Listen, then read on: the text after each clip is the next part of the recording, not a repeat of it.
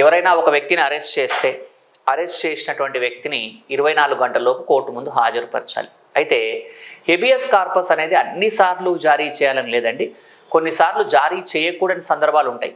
అవి ఎప్పుడు అంటే ఎవరైనా ఒక వ్యక్తి అరెస్ట్ చేసినప్పుడు అతన్ని లీగల్గా అరెస్ట్ చేశారు, అంటే అరెస్ట్ వారెంట్ ఉంది, చట్టబద్ధంగా నిర్బంధించారు. అలాంటప్పుడు హెబియస్ కార్పస్ అనేది కోర్టులు జారీ చేయవు. అలాంటి సందర్భంలో కాకుండా మిగతా సందర్భాల్లో హెబియస్ కార్పస్ రిట్ జారీ చేస్తారు.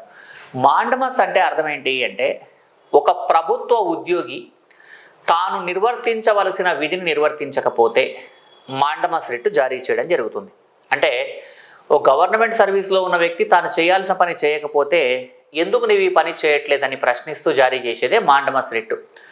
ఒక ప్రభుత్వ ఉద్యోగి తాను నిర్వర్తించవలసిన విధిని నిర్వర్తించకపోతే మాండమస్ రిట్ జారీ చేయడం జరుగుతుంది. ఇక్కడ మాండమస్ అంటే ఒక ప్రభుత్వ ఉద్యోగి అన్నాం కాబట్టి అది ప్రైవేట్ వ్యక్తులకు వ్యతిరేకంగా జారీ చేయదు, గవర్నమెంట్కి వ్యతిరేకంగానే జారీ చేస్తుంది. ప్రైవేట్ వ్యక్తులకు వ్యతిరేకంగా ఈ రిట్ జారీ చేయబడదు. సార్ మరి అలాంటప్పుడు ప్రైవేట్ వ్యక్తులు తాము నిర్వర్తించవలసిన విధిని నిర్వర్తించకపోతే ఎట్లా? దానికి వేరే పద్ధతి ఉంటుంది, కానీ ఈ రిట్ ప్రకారం అయితే నిర్బంధించరు. ఇది గుర్తుపెట్టుకోవాలి.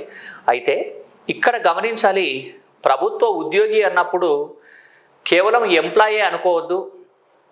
ప్రభుత్వ ఉద్యోగి అంటే అక్కడ ఎంప్లాయీ కావచ్చు, ఈవెన్ భారత ప్రభుత్వం కావచ్చు, అంటే ఆర్టికల్ 12 నిర్వచనంలో భాగంగా ఉండే ఎవరైనా సరే వాళ్ళు చేయవలసిన పని చేయకపోతే ఈ రిట్ జారీ చేయొచ్చు. ఎగ్జాంపుల్గా మీరు కనుక గమనిస్తే 1984లో భూపాల్ గ్యాస్ ఇన్సిడెంట్ జరిగి అనేక మంది చనిపోయినారు.